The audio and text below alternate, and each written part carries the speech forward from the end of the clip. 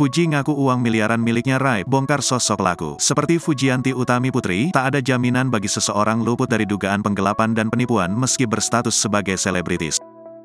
Adik Fadly Faisal itu baru-baru ini melayangkan somasi kepada seorang mantan rekan kerjanya.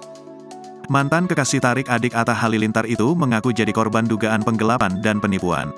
Meski tak spesifik menyebut siapa sosok yang dimaksud, namun didampingi kuasa hukumnya, Sandi Arifin, Fuji sudah melayangkan somasi tersebut. Kerugian yang diderita ditaksir mencapai miliaran rupiah. Lebih lanjut, tindakan tegas telah direncanakan oleh pihak tim kuasa hukum Fuji. Sebelumnya, Fuji melalui media sosial juga sempat mengungkit soal musibah yang dialaminya. Melalui unggahan story-nya, Fuji sempat mengisyaratkan jika ia sudah habis kesabaran dan ingin memberikan seseorang pelajaran. Diakui Fuji, dirinya sempat nyaris gila memikirkan larinya uang miliaran tersebut. Pasalnya, uang tersebut tak mudah didapatkan karena merupakan hasil kerja keras Fuji.